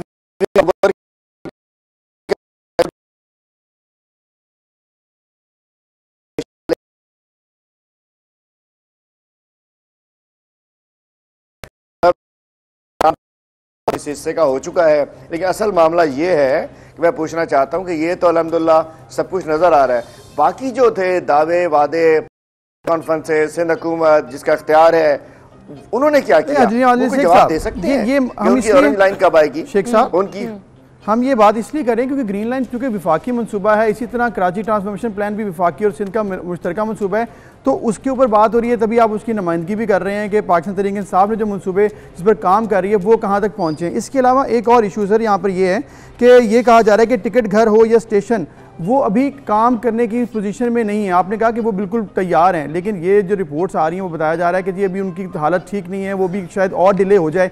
तो ये आप यकीन दहानी करा रहे हैं कि बाकी अक्टूबर में स्टार्ट हो जाएगा, अगर कोई डिले है तो मसला नहीं होगा? मैंने बताया उसकी डेट आपको मैंने 3rd वीक ऑफ अक्टूबर दी है। ITS सिस्टम जो NRTC है वो 3rd वीक ऑफ अक्टूबर बताया है, इंशाल्लाह जब तक तैयार हो जाएगा। मैंने नहीं कहा कि मौजूद है, मैंने 3rd वीक ऑफ अक्टूबर दिया, उसके अंदर आपको इंशाल्लाह वो भी हो जाएगा। ठीक, बसें भी चल जाएंगी, अक्टूबर में दौड़ती हुई नजर आएंगी, आप शो कीजिएगा चल के हमारे साथ, कोई टेंशन नहीं है। ऑल वेल, आप तो बड़े पुरुमीद नजर आ रहे हैं और खुश भी नजर आ रहे हैं, कोई टेंशन नहीं है, इजी हो जाए, कराची के लोग जो है वो सहूलत के साथ ट्रैवल कर सकेंगे इस सड़क पर। अंजुम साहब, आप जिस तरह से बात कर रहे थे, शेख साहब ने कहा कि कोई ईंट रख के चला जाए तो प्रोजेक्ट उसका नहीं हो जाता, कंटिन्यू करना, डेवलप करना ये बड़ी बात होती है, और हमने ये मनसूबा कंटिन्यू किया है। ओ भाई 3 साल तो इनको हो गए हैं, और मनसूबा जो है वो ये ट्रैक जो है ये तो मियां नवाज शरीफ के पीरियड में इनके आने से पहले बन चुका था, कुछ थोड़ा सा काम बाकी है। अब आप ये भी तो देखें ना, बिल्कुल नहीं बना, आप कह रहे हैं कि 3 ट्रैक बन चुका भाई, उससे सारा सब पुल बने हुए थे, ट्रैक बना हुआ था, सारा कुछ बना हुआ था। आप देखें कि शहबाज शरीफ ने मुल्तान, पिंडी, इस्लामाबाद और लाहौर में जो है इतनी बड़ी, जितना बड़ा, इससे बड़ी, बल्कि इससे बड़े जो है वो रैपिड बस ट्रांसपोर्ट चलाया है, और अभी तो नुमाइश से टावर तक का इसका भी ट्रैक बाकी है, और वो भी 21 मील का ट्रैक है। ऐसे ट्रैक 3 जो है वो शहबाज शरीफ अपने दौर में बना चुका है। अभी जिस ट्रांसपोर्ट का मसला, 40 बसें तो ऊंट के मुंह में जीरा है कराची की 2.5 करोड़ की आबादी में, 3 करोड़ की आबादी में। अब प्रॉब्लम यह है कि वहां पर जो है वो सर्कुलर रेलवे भी बननी है, और सर्कुलर रेलवे का जो है वो 29 किलोमीटर जो है वो ओवरहेड बनना है, और शहबाज शरीफ जो है वो अपने छोटे से पीरियड में जो है वो 27 किलोमीटर की ओवरहेड सड़क से ऊपर जो है वो ऑरेंज लाइन बना चुके हैं। स्पीड पर एतराज है शेख साहब आपकी। इन्होंने शहबाज शेख साहब को पासिंग में नहीं है, जरा उनका जवाब भी लेंगे, कमेंट करने दें। जी सर, मैं कहता हूं कि हमारे मोहतरम तजिया निगार साहब, नाम मुझे नहीं पता, मैं कहता हूं इस पर बोर्ड पे इनकी ख्वाहिश को करने के लिए जी हम ये करते हैं कि उस पर मियाँ ना दिनारे बजन के लगा देते हैं। फिक्र क्यों करते हैं आप, खुश हो जाइए, हमें तो बस वासी लगा दे, मियाँ दिनारे बजन के फिक्र ना कीजिए, मैं लगवाता हूँ जाके मियाँ शहबाज शरीफ की तस्वीर आपकी भी साथ लगा देता हूँ। अरे कोई अच्छा काम हुआ है, आगे बढ़ना है, और जहाँ कहा शहबाज शरीफ ने, नवाज शरीफ ने तबाह बर्बाद कर दिया मुल्क को, कमीशने लेके तबाह कर दिया है। क्या हो रहा है, मुल्तान BRT का नैब के रेफरेंसेस चल रहे हैं, कहीं कुछ हो रहा है, TT वाले ये वाले सारे पैसे यहाँ से निकाल के दिए। आज मैं बात नहीं करना चाह रहा था, ठीक है हुकूमतें कंटिन्यू करती हैं, एक अनाउंस करता है उसको आगे लेके चलता है, हम आगे बढ़ रहे हैं। इस शहर कराची को दिया कुछ नहीं है, एहसान करके गए हैं, 5 साल रहे कराची को, एक बस उन्होंने नहीं दी, माल कमाते रहे कराची से, सारे पैसे के ऊपर अयाशियां करते रहे मियाँ फैमिली, लंदन में फ्लैट बना लिए, दिया क्या कराची को उन्होंने? 5 साल कराची में सिर्फ एक ड्रामा करके चले गए। आपने 3 साल में क्या दिया? अनाउंसमेंट करके कराची को आज अल्हम्दुलिल्लाह आज K4 बनने जा रहा है, 12 साल के अंदर K4 आगे नहीं बढ़ा। K4 का वागबड़ा को हवाले हो चुका है, नाले हमने साफ कर दिए, नाले का काम आगे बढ़ गया है, KCR का इफ्तिताह हो रहा है, BRT का इफ्तिताह हो रहा है, 1100 अरब सामने 600 अरब हम खर्च कर रहे हैं। कराची को SDG गोल्ड के तहत पैसे दिए गए हैं, कराची को सब खसीदते रहे हैं, कराची को मुर्गी ज़िबा कर दिए रहे, नोचते रहे ये लोग, कराची को नोचते रहे हैं। कराची से 3 साल में कह रहे हैं कि पानी बनने जा रहा है, KCR चलने जा रही है, भी किया क्या है? किया तो यह है कि 40 बसें आप लाए हैं जो ऊंट के मुंह में जीरा भी नहीं है। अच्छा, आपको लग रहा है कि अच्छा शेख साहब, एक चीज आपने जैसे कहा कि कराची के लिए बहुत से काम किए हैं, प्रोजेक्ट अनाउंस भी किए हैं और किए जा भी रहे हैं, लेकिन इसके बावजूद कराची कंटोनमेंट बोर्ड के इंतखाबात में तहरीक इंसाफ को उतनी पजीराई नहीं मिली जितनी तादाद से वो सीटें जीती थी जनरल इलेक्शन में। कहीं ना कहीं आपको ऐसा नहीं लग रहा कि आवाम नाराज हैं फेडरल हुकूमत से ही, वो चाहे महंगाई की मद में हो या जो प्रोजेक्ट अनाउंस किए गए हैं उसकी कंप्लीशन नहीं हो पा रही उस मद में हो? हाय, क्या कहूँ आपका, पिछली दफ़ा 2015 में 4 सीटें ली थी हमने, इस दफ़ा 14 सीटें ली है कैंटोनमेंट के अंदर। पूरे पाकिस्तान में पिछली दफ़ा 42 सीटें ली थी, इस दफ़ा 62 सीटें ली हैं। लेकिन उस कंपैरिजन में कराची की बात करता हूं तो आपने कहा आप जितनी ली हैं। Exactly, कराची की बात कीजिए ना, कराची की बात आपने की, आपने कहा पिछली दफ़ा कम सीटें थी, ज्यादा थी, अब कम हो गई। पिछली दफ़ा कैंटोनमेंट इलेक्शन में 4 सीटें थी। जी जी जी जी, वो अलग इलेक्शन होते हैं, वो जनरल इलेक्शन अलग हुआ करते हैं, जनरल इलेक्शन का कोई मैच नहीं होता इनसे, ये लोकल इलेक्शन होते हैं, ये मोहम्मद दीन और दीन मोहम्मद का इलेक्शन होता है, वो नवाज शरीफ और इमरान खान का इलेक्शन होता है। तो आप कह रहे हैं अवाम नाराज नहीं है? कीजिए ना आप, नहीं है अल्हम्दुलिल्लाह, कराची की सबसे बड़ी पार्टी हम है आज भी, तमाम सर ख्वाहिशात के बावजूद, तमाम तर काविशों के बावजूद आज भी 14 सीटें हमारी हैं। पिछली दफा 4 सीटें थी भाई साहब, 14 वाडा साहब की सीट हार गए ना, अब एक कम कर लें। 14 सीटें नहीं है आपके पास, वाडा की सीट। अरे भाई, मुझे बड़ा अफसोस है, एंकर्स को पता नहीं क्या हो गया, सुन लिया कीजिए, मैं कैंटोनमेंट बोर्ड के इलेक्शन की बात कर रहा हूं आपसे। मैं कैंटोनमेंट की बात कर रहा हूं, आपके 49 में बात हो चुकी है। मैं आपसे कैंटोनमेंट की बात कर रहा हूं, 4 से पहले 4 थी, अब 14 हमारी सीटें। ठीक है ना, बात यह है कि वो अलग स्टोरी है, वो उस पर बहुत बात कर चुके हैं। आज बात हो रही है ग्रीन बसेस की, आज बात हो रही है कैंटोनमेंट इलेक्शन की, वहां भी अल्हम्दुलिल्लाह विन विन कंडीशन है, ग्रीन बसेस आ चुकी हैं, कराची में नाले साफ हो चुके हैं, कराची को K4 स्टार्ट होने जा रहा है। ये क्रेडिट तो शेख साहब बहरहाल आपके पास जाता है। 2014 में नाले साफ करने ये नहीं, नाले साफ करने का हालात बेहतर तो हुए, अंजुम साहब ऐसे भी ना कहे ना, बसें आ गई, वो जो नारे लगाए गए थे कि आएंगी आएंगी आएंगी, लेकिन लेकर तो पाकिस्तान तहरीक इंसाफ आई, तो ये क्रेडिट उनको जाता है। शेख साहब, आपने 3rd वीक ऑफ अक्टूबर बता दिया, तो ये तो कराची वालों के लिए खुशखबरी हो गई, लेकिन एक छोटा सा सवाल सिर्फ क्लियर कर दीजिएगा, ऊंट के मुंह में जीरे के बराबर कहा अंजुम रशीद साहब ने कि 40 बसें आप भी समझते हैं कि बहुत कम है, तो इसमें इजाफा कब तक एक्सपेक्टेड होगा? ये तो नहीं होगा कि इनमें इजाफे के लिए अगले 3 साल लग जाएंगे? देखिए, ये 84 है टोटल, और इंशाल्लाह ये जब अक्टूबर में चलेगी तो 84 इकट्ठी चलेगी। 40 आ चुकी हैं, 40 का जहाज कलवल में 1-2 दिन में वहां से वो पोर्ट पे आना शुरू हो चुकी है, वो भी आ जाएगा। तो ये एक इंशाल्लाह 3 लाख लोग जो हैं स्टार्ट में इससे डेली बेसिस के ऊपर इससे मुस्तफ़ीद होंगे, और आगे बढ़ के इंशाल्लाह 10 लाख लोग इससे मुस्तफ़ीद हुआ करेंगे। और उसके बाद चूंकि 1161 अरब पीपल्स पार्टी ने पिछले 13 साल में ट्रांसपोर्ट सिस्टम इस डिपार्टमेंट को बजट मिला है। अब उसके बाद अनाउंसमेंट उन्होंने की हुई है, एक रेड लाइन है मलिर हाल से टावर तक की, एक कोई येलो लाइन है और ऑरेंज लाइन है वो 4 किलोमीटर की। तो बहुत सारा हिस्सा, चूंकि ये it's a provincial subject after 18th amendment, People's Party की गवर्नमेंट को ये तमाम लाइंस प्रोवाइड करनी है, लेकिन लगता है कि अल्लाह करे कर दें, नहीं तो ये नहीं करेंगे तो हम तो जरूर करेंगे। तो मैं कहना चाहता हूं कि ये 18th अमेंडमेंट है, प्रोविंशियल सब्जेक्ट है, उन्होंने पूरा करना है। 1161 अरब पिछले 13 साल में पीपल्स पार्टी की सिंध गवर्नमेंट को मिले हैं, 1.1 ट्रिलियन रुपीज। मैं कहना चाहता हूं अब उन्हें साबित करना पड़ेगा, उन्हें कुछ बसेस देनी पड़ेगी, उन्हें आगे बढ़ना पड़ेगा, नहीं तो हम करेंगे फिर इंशाल्लाह। और ये तमाम सूरत हाल जो है लोग भी देख रहे हैं, तो लोग भी जवाब देंगे इलेक्शंस में। यही एक वाहिद हल होता है डेमोक्रेसी में कि जब लोग अगर मुतमिन हो तो वो वोट देते हैं, नहीं तो वो वोट नहीं देते। हलीम आदिल शेख साहब, आपका बहुत शुक्रिया, आपने वक्त दिया और साथ साथ ये बता दिया कि इस वक्त मंसूबे पर तेज़ी से काम हो रहा है और फिर ये जो तीनों सड़कें बन रही हैं मजीद 54 किलोमीटर की, इसके अलावा KCR के काम हो रहा है। फिर ये बहुत इंपॉर्टेंट है कि ओवरऑल जो K4 मंसूबा और दीगर मसाइल हैं कराची के वो भी साइड बाय साइड हल होते रहे। बिल्कुल सही कह रहे हैं आप। लेकिन बात कि अंजुम साहब थोड़ा सा नाराज़ भी हो रहे थे कि आपने जैसे कहा ना कि उनकी जो स्पीड है काम की वो बात बिल्कुल ठीक है, लेकिन कंपैरिजन सिर्फ आप ही नहीं कर रहे, शहबाज शरीफ और बाकी हुकूमतों का। कल एक वीडियो वायरल हुई, आपने देखा होगा, कराची एयरपोर्ट पर जब शहबाज शरीफ वहाँ गए एक रोज़ा दौरे पर, तो एक खातून ने कहा कि लाहौर का क्या हाल हो गया। तो अवाम बेचारे परेशान हैं और कह रहे थे कि हम मिस कर रहे हैं। घर से निकलता हूँ तो सबसे पहले जो मेरी सामने जो मेरी गली है उसका सीवरेज है, उसकी लाइट है, उसकी सड़क है, उसमें कचरा है। अगर सहूलतें मुझे ना मिले तो मेरी जिंदगी तो मजीद एक अजाब, आप ऑटोमेटिक कंपैरिजन पे चले जाते हो। घुस गया ना, और स्पीडी काम जो है नए इनिशिएटिव्स हैं वो भी नहीं हुए हैं, ना कोई मजीद काम हुआ है, और ये रिफ्लेक्ट तो लाहौर में और पंजाब में तो वैसे भी हो रहा है। लेकिन कराची जो है वो बड़ी बात यह है कि कराची जिंदगी और मौत है इमरान खान की सियासी लाइफ की। बिल्कुल ठीक। 13 सीटें अगर वहां से जो ना इन्हें मिले तो नेक्स्ट टाइम तो खुश हो रहे हैं, वो तो कह रहे हैं अवाम अल्हम्दुलिल्लाह बड़ी खुश है जी। हमें पीपल्स पार्टी जितनी सीटें मिल गई हैं, पहले 4 थी अब 14 हो गई। अवाम अल्हम्दुलिल्लाह खुश उस वक्त होते कि ये जो कंटोनमेंट के इलेक्शन हुए हैं, आपको पता है कि कंटोनमेंट खास जो है वो वोट बैंक है इमरान खान का। ये तो मामला इलेक्शंस में मजीद क्लियर होगा कि लोग खुश हैं कि नहीं। ये झोंपड़ी नहीं, आप कैसे कह सकते हैं? 50% पीपल्स पार्टी को भी तो मिली ना, बाकी कंटोनमेंट बोर्ड्स में भी PTI की कोई KPK के अलावा पीपल्स पार्टी तो वहां थी ही नहीं। पीपल्स पार्टी को तो सीट ही नहीं मिली थी। अब पीपल्स पार्टी ने एक सीट इनसे अब छीनी है।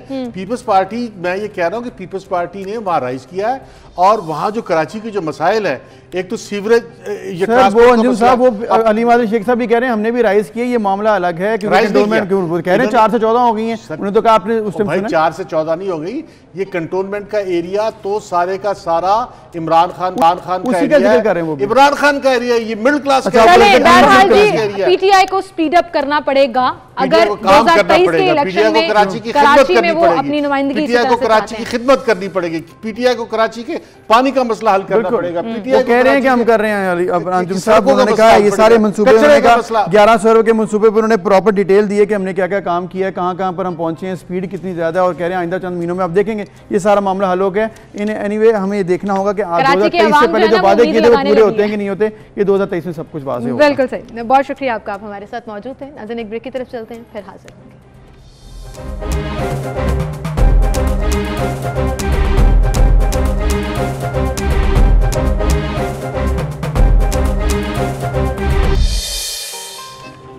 वेलकम बैक, एक बार फिर से आपको खुशामदीद कहेंगे और प्रोग्राम के सिलसिले को आगे बढ़ाते हैं जी, और अपनी अगली खबर की तरफ चलते हैं। वीकेंड के ऊपर एक इंतहाई अफसोसनाक खबर क्रिकेट फैंस के लिए ये सामने आई कि जो फ्राइडे को मैच होना था, न्यूजीलैंड की टीम वापस चली गई और सिक्योरिटी रीजंस की वजह से वापस चली गई। दिल टूट गए, काफ़ी परेशान भी हो गए हम, और गुस्सा भी बहुत आया कि एक तो इतनी मेहनत की, सालों की एक मेहनत थी जिसमें हम पाकिस्तान की क्रिकेट में इमेज बिल्डिंग के लिए काम कर रहे थे, और एकदम से ये क्या। बिल्कुल, और ये कमिटमेंट की बात है जी, और इंटेलिजेंस एजेंसीज की तमाम एश्योरिटी के बावजूद, वज़ीर-ए-आज़म इमरान खान की एश्योरिटी के बावजूद ऐसा कदम उठाया गया, एक तरफा फैसला किया गया न्यूजीलैंड क्रिकेट बोर्ड और न्यूजीलैंड की हुकूमत की जानिब से, जो कि इंतहाई परेशान कुन भी है, और ये रवैया कहीं पर भी प्रोफेशनलिज्म को सपोर्ट नहीं करता।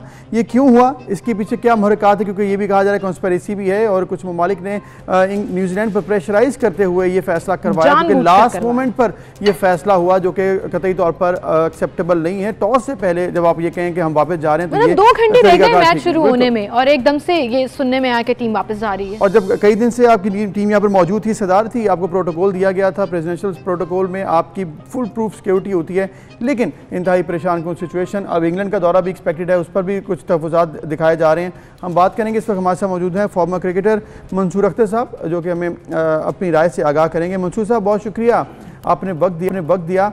ये जो सिचुएशन ओवर द वीकेंड बनी, क्योंकि पाकिस्तान की गवर्नमेंट की तरफ से, एजेंसीज की तरफ से तो श्योरिटी थी, न्यूजीलैंड की गवर्नमेंट ने ये फैसला किया, आप इसको कैसे देखते हैं? क्या वाकई कोई एक्सटर्नल प्रेशर था, या फिर सिक्योरिटी की वजूहत एक्चुअली आपको लगता है कि हो सकती होंगी?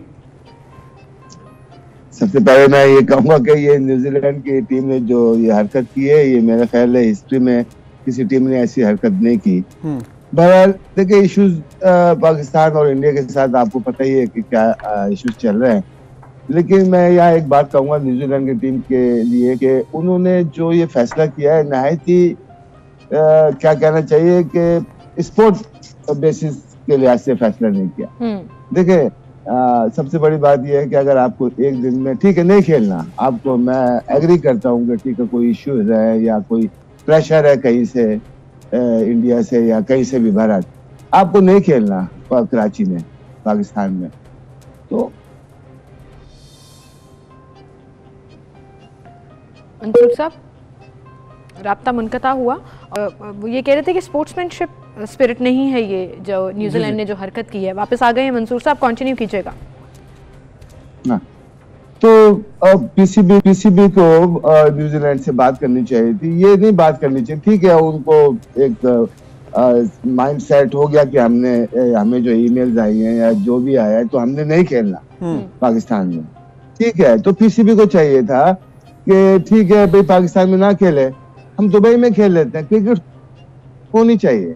देखिए पाकिस्तान में अभी आपने पीसीएल कराया तो दुबई में करवाए ना मैचेस, पाकिस्तान में होते होते दुबई में कराए। तो ये पीसीबी को चाहिए था कि ये न्यूजीलैंड के साथ बैठ के क्या इश्यूज है। देखिए उन्होंने तो नहीं बताना था ना इश्यूज के हमारे साथ ये हो रहा है, ठीक है, वो तो उन्होंने बस माइंड में था कि हमने जाना है।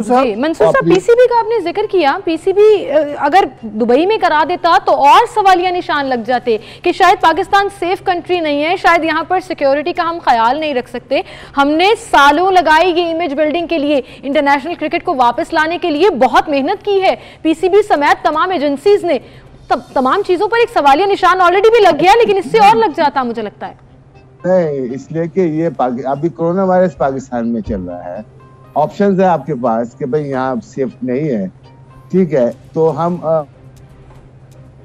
तो कराया ना किसकी वजह से, कोरोना वायरस की वजह से या किसी और इशू की वजह से, तो भाई हमारे मुल्क सेफ नहीं है अभी फिलहाल कोरोना वायरस। लेकिन मंसूर साहब देखिए बहुत सारे ऑप्शन मंसूर साहब, लेकिन डिसीजन डे पे आपके लिए पॉसिबल नहीं है, क्योंकि वहां से आपने यूएई गवर्नमेंट से आपकी सजेशन अगर मान भी ली जाए तो यूएई गवर्नमेंट से आपने बात करनी है, लॉजिस्टिक्स आपने देखनी है, क्रू देखना है, वीजाज लगवाने हैं, और जब टीम आपकी यहाँ पर मौजूद है वो टाइम नहीं स्पेंड करना चाहती पाकिस्तान में मजीद, तो फिर आप उनको इस तरह से कन्विंस नहीं कर सकते। लेकिन इसके साथ साथ ये पॉसिबिलिटीज़ अलग, क्योंकि पाकिस्तान की टीम, पाकिस्तान का बोर्ड जो है इस वक्त बांग्लादेश से और श्रीलंका से ही बात कर रहा है, उसके लिए भी पॉसिबिलिटीज़ अभी फौरी पॉसिबल नहीं है कि यहाँ पर हम मैच करवा सकें, क्योंकि लॉजिस्टिक्स की ज़रूरत होती है।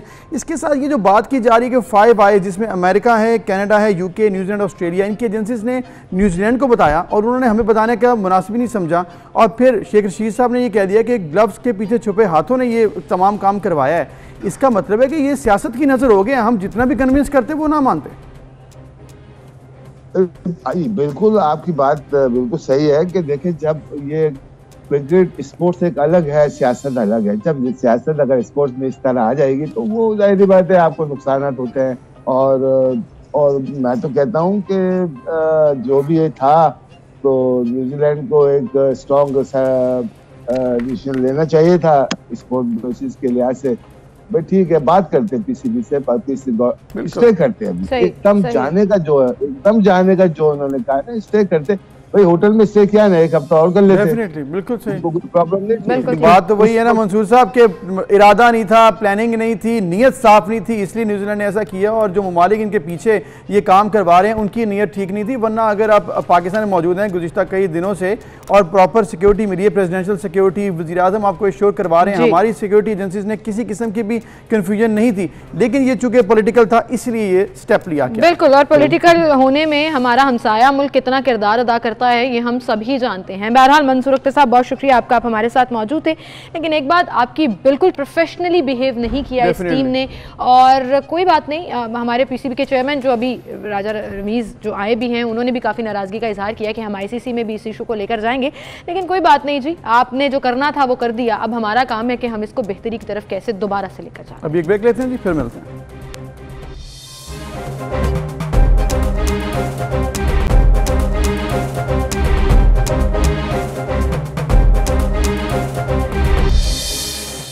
Welcome back viewers. अब हम बात करेंगे एक ऐसी टेक्निक की जो कि शायद ख़वातीन और मर्द जो हैं बड़े इंटरेस्ट लेकर सुने। उसकी वजह यह है कि जब खाना पकाना, क्योंकि बेसिक ज़रूरत है, इंटरेस्ट लेके सुन रही हूँ खाना पकाना भी ज़रूरत होती है कि अच्छा, मेरा इंटरेस्ट वही खत्म हो गया खाना पकाने वाली बात पे। लेकिन जो लोग खाना पकाना जानते हैं और खाना पकाना चाहते हैं उनके लिए एक नई इनोवेशन आई है कि अब आपको जो खाना पकाना है उसके लिए चूल्हा जो है वो लेज़र के थ्रू अब खाना पका सकता है, और ये सोचिए आपके मतलब आपने अब जो अगर बिजली नहीं भी आ रही है तो आपने एक नई टेक्निक है कि लेज़र के थ्रू आप अपनी कुकिंग कर सकते हैं। बिल्कुल, ज़रा सोचिए कि तरह तरह के खाने तैयार करने में तो हमने महारत हासिल कर ली है, लेकिन खाना पकाने के तरीके वही पुराने हैं। अब साइंसदानों ने 3 मुख्तलिफ इकसाम की लेज़र से मुर्गी को पकाया और इस अमल में गोश्त कम सुकड़ता है, यकसां दर्जा हरारत से जायका बरकरार रहता है और नमी बरकरार रहती है। यानी कि ये नहीं कहते तुमने ज़्यादा पका दिया है, जल गया है, ओवर कुक नहीं हो गया, ख़राब नहीं हो गया और ग़िज़ाइयत बरकरार रहती है। Columbia University School of Engineering and Applied Sciences के माहिरीन ने यह तजुर्बा किया और पहली मरतबा लेज़र से मज़ेदार खाना पकाया। मज़ेदार इसलिए कि उन्होंने खाकर देखा बाद में और उन्होंने कहा कि एक्चुअली ये बड़ा मज़ेदार है। वाकई ये हो भी सकता है, देखिए जी, क्योंकि टेक्निक है, एक नई टेक्निक है। इस तरह खुद कार जो रोबोटिक बावर्ची से खाना पकाने का अमल भी आसान हो जाएगा। यानी कि अगर आपने खुद किचन में नहीं जाना तो लेज़र के थ्रू आप ये काम कर सकते हैं। यहाँ तक कि लेज़र चूल्हा ज़ाहिरी शक्ल और जायके को भी आपके ज़ौक़ के मुताबिक ढालता है। यानी कि आपने अगर आपके टेम्परेचर कितना रखना है, कितनी ज़्यादा आपने कुक करना है, उसके अंदर नमक मिर्च कितनी है, मसाले कितने, वो सारा जो है ना मैकेनिकली वो हो जाएगा, तो आपका मसला ये भी हल हो जाएगा। और इसमें 3D प्रिंटिंग को भी इस्तेमाल किया गया है और अच्छे खाने में उसकी ज़ाहिरी शक्ल, जायका और ग़िज़ाइयत बहुत मैटर करती है। तो फिर दुरुस्त तरीन कुकिंग से ये मकासद हासिल किए जा सकते हैं। इसके लिए पहले 3D प्रिंटर से गोश्त की हमवार तहें लगाएंगी, फिर 445 नैनोमीटर की नीली लेज़र, यानी कि पूरा एक उसमें जो है वो मेन्यू बताया गया, फिर 980 नैनोमीटर और 10 माइक्रोन की इंफ्रारेड और इंफ्रारेड रेज जो नियर होती हैं उसके जरिए इसको आजमाया गया और 3 लेज़र से मुर्गी जो है उसके टुकड़े पक कर तैयार हो गए और मज़ेदार भी। चलें, अब पाकिस्तान में जब ये टेक्नोलॉजी आएगी तो ज़रूर हमें ट्राई करनी होगी, क्योंकि ये डिफरेंट टेक्नोलॉजी है। लेकिन अब ये नहीं पता कि उसके बाद घर पे लड़ाई किससे करनी है। अगर आपका खाना ठीक नहीं पका तो वो कौन जिम्मेदार होगा, कि वो सब कुछ डालेंगे लेज़र ने पकाया उसी से आगे पूछो। तो ये मसला जो है ना वो अब मेरा ख्याल है जो मसाइल लोगों के होते हैं घरों में, बहुत से डोमेस्टिक इशूज़ में कि खाना सही नहीं पका, वो हल हो जाता है अगर ये टेक्नोलॉजी पाकिस्तान में भी इम्प्रूवाइज। बिल्कुल सही, बिल्कुल सही। इसी के साथ आगे बढ़ते हैं जी, एक और इंटरेस्टिंग खबर बताते हैं आपको। बिल्लियों के बारे में अमूमन कहा जाता है कि बड़ी मासूम हैं और ऐसे क्यूट सी, इनोसेंट सी, और चूंकि मेरे पास 8-9 साल से बिल्लियां हैं भी, तो वो मासूम होती नहीं है, वो लगती हैं, वो होती बड़ी चालाक हैं, शदीद चालाक होती हैं, आप यकीन जानिए। तो ऐसे ही एग्जाम्पल है जी, एक बिल्ली मासूम नहीं है बल्कि साल में उसने 3000 से ज्यादा शिकार किए हैं। तो ये बिल्कुल भी मासूम नहीं है, बहुत चालाक है, बल्कि शिकारी बिल्ली है। कितनी इनोसेंट लग रही है अपनी तस्वीर में और इतनी क्यूट लग रही है। 3000 शिकार किए हैं जी इसने और दुनिया के सबसे खतरनाक शिकारी जानवरों में इसका शुमार होता है, क्योंकि ये एक साल में 3000 से ज्यादा जानवरों का शिकार करती है। मतलब इसकी बड़ी फेमस भी हो चुकी है। अफ्रीका के सिर्फ 3 मुल्कों यानी कि बोत्सवाना, नामीबिया और जनूबी अफ्रीका में ये नस्ल पाई जाती है और स्याह पैरों वाली अफ्रीकी बिल्ली से कहा जाता है। और इसका साइंसी नाम जो है वो फेलिस निग्रिप्स है, जिसकी जिसामत सिर्फ 8 से 10 इंच होती है। मतलब इतनी बड़ी नहीं होती है, ये छोटी होती है। काम बड़े बड़े, लेकिन काम बड़े बड़े। आमतौर पर जंगलात में रहना इसे पसंद होता है, जहाँ पर परिंदे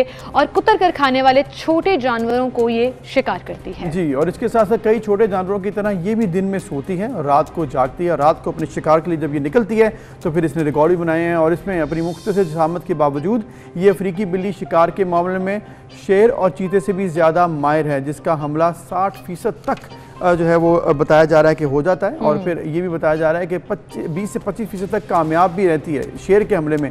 यानी कि अगर शेर और इसका तकाबली जायजा लिया जाए तो कंपैरेटिव स्टडी अगर की जाए तो फिर आपको ये मालूम होगा कि ये बिल्ली जो है ज़्यादा शिकारी है किसी शेर से। अच्छा, वाइल्ड लाइफ ने यह भी कहा है कि ये बिल्ली एक रात में औसतन 10 से 14 छोटे जानवरों या परिंदों का बासानी शिकार, मतलब दाएं बाएं हाथ का खेल है उसके। अलबत्ता इंसान पर यह हमलावर नहीं होती है, क्योंकि साइज में ये थोड़ी छोटी होती है और इतनी फुर्तीली और तेज नहीं होती कि इंसानों पर हमला कर सके। लेकिन बहरहाल अपनी बिल्लियों में ये शेरी है, वो बिल्ली शेर की खाला है, भी शेर की फैमिली ना, ऑब्वियसली बिल्ली शेर की खाला है। उसी और ये खाला इसलिए कहा जाता है क्योंकि वहाँ पर भी अगर आपको याद होगा कि ये शेर की खाला क्यों कहा जाता है, क्योंकि ये वो इसको कहीं ना कहीं एक ऐसी टेक्निक थी, वो मैंने जो सुनी है, शेरों से आगे ले जाते हैं, चढ़ने वाली टेक्निक उसने शेर को नहीं सिखाई थी, इसलिए शेर मान गया था कि भाई आप मेरी खाला हैं, क्योंकि आपने मुझे बचा लिया। तमाम बिल्ली ने अपने आप को बचा लिया शेर से शिकार होने से, तो इसलिए ये ज़्यादा चालाक है जी भी शेर से। और इसके साथ साथ हमने ये भी देखा है कि जहाँ पर बिल्लियों के हवाले से हमने देखा कि बड़ी टेक्निक और बड़ी ज़बरदस्त है, तो वहीं पर इंसानों में भी कोई हम लोग कम नहीं है मेरे ख्याल में। बिल्कुल, पोटेंशियल वाइज भी कम नहीं रहे हैं जी, टेक्नोलॉजी और आईटी और जितने हम कंप्यूटर से रिलेटेड फील्ड्स की बात करें, हम कहीं ना कहीं अपना झंडा गाड़ के अपने आप को साबित करते हैं कि पाकिस्तानी किसी से कम नहीं है, खासतौर पर स्टूडेंट्स। और आज ऐसे ही एक स्टूडेंट से आपकी मुलाकात कराएंगे। मोहम्मद अमार आबिद हैं जी, जो पहले पाकिस्तानी बन गए हैं रेलोस जब से स्टार्ट हुआ है, और उन्होंने इसमें ना सिर्फ पार्टिसिपेट किया है बल्कि उनको सपोर्ट किया गया, उस प्लेटफॉर्म से स्टाइपेंड भी दिया गया, और इस तमाम चीज को वो आगे लेकर चल रहे हैं और डेफिनेटली पाकिस्तान का नाम। तो अमार आबिद से हम आपकी मुलाकात करते हैं। अमार, बताइएगा, आप माशाल्लाह पहले पाकिस्तानी हैं, मशीन लर्निंग में ये क्या टेक्निक्स हैं और किस तरह से इस्तेमाल होती है सॉफ्टवेयर डेवलपमेंट में, बताइएगा हमारे नाज़रीन को। मैं अमार हूँ। ये जो टेक्निक है, आप जो एआई की बात करें, मशीन लर्निंग बेसिकली एआई का एक हिस्सा है, एक और एरिया है। तो यही आजकल फ्यूचर है फिलहाल, ये है। बिल्कुल बिल्कुल। अच्छा अमार, आप स्टूडेंट हैं और उसके साथ साथ आपने ये काम शुरू किया जो आपको अप्रिशिएट भी किया जा रहा है इस इंटरनेशनल प्लेटफॉर्म पे। थोड़ा सा आम सारिफिन के लिए बताइएगा कि ये है क्या और इससे क्या फ़ायदा होगा। अच्छा, ये बेसिकली माइक्रोसॉफ्ट रिसर्च का एक प्रोग्राम है, खासकर स्टूडेंट्स के लिए। जो अंडर ग्रेड स्टूडेंट्स है, जिस तरह बैचलर के हो गए या इवन मास्टर्स या पीएचडी के स्टूडेंट्स के भी है। इस प्रोग्राम का मेन पर्पस ये है कि स्टूडेंट्स को ओपन सोर्स कोलैबोरेशन इंट्रोड्यूस करवाया जाए। अच्छा, ओपन सोर्स कोलैबोरेशन ये होती है कि आप एक जो सॉफ्टवेयर होती है जो फ्री होती है, जो सारी दुनिया इस्तेमाल कर रही होती है, आप रियल वर्ल्ड सॉफ्टवेयर में आप कोड करते हो और वो कोड फिर वही ऑर्गेनाइजेशंस यूज करती है। तो इनका एक मेजर मकसद ये है कि स्टूडेंट्स को ये इंट्रोड्यूस करवाया जाए। जबरदस्त, वेरी नाइस। अब आप ये बताइएगा, चूंकि सॉफ्टवेयर डेवलपमेंट है, डाटा रिसर्चर्स, इंजीनियरिंग भी इसमें शामिल है, तो इसका फ़ायदा आइंदा आने वाले वक्त में क्या हो सकता है पाकिस्तान में, क्योंकि बहुत से लोगों को ये मालूम भी नहीं है। अच्छा, बेसिकली जिस सॉफ्टवेयर में मैंने कंट्रीब्यूशन किया, ये सॉफ्टवेयर एआई की एक सॉफ्टवेयर है, ठीक है, आर्टिफिशियल इंटेलिजेंस की। ये सॉफ्टवेयर माइक्रोसॉफ्ट रिसर्च वाले अपने रिसर्च पर्पसेस के लिए भी यूज करते हैं, और ये बहुत सी जगह क्लाउड वगैरह में यूज भी हो रही है। तो फ्यूचर में इसका यूज यही है कि अगर इस तरह रिसर्च एंड डेवलपमेंट चलता रहता है तो बहुत सी आपकी जो प्रोडक्ट्स हैं, एप्लीकेशन हैं, इवन आपकी रियल लाइफ में बहुत से प्रॉब्लम्स आपके सॉल्व हो सकते हैं। बिल्कुल सही। आर्टिफिशियल इंटेलिजेंस के पैरामीटर्स में रहकर आप इसको आगे लेकर चल सकते हैं और लाइफ के डिफरेंट सेक्टर्स में यूज़ कर सकते हैं। अमार, आपका बहुत शुक्रिया, आप हमारे साथ मौजूद थे, और आपको जो स्टाइपेंड मिला है प्लेटफॉर्म के तहत, आई होप कि आप उसको अच्छे तरीके से यूटिलाइज करके अपनी इस काम को मजीद एक्सपेंड कर सकें और भी लोगों को इसमें। बिल्कुल, इंफॉर्मेशन टेक्नोलॉजी का ज़माना है जी, और हमारे जैसे लोग जो हैं पाकिस्तान को आगे लेकर जाएंगे इंशाल्लाह। इसके साथ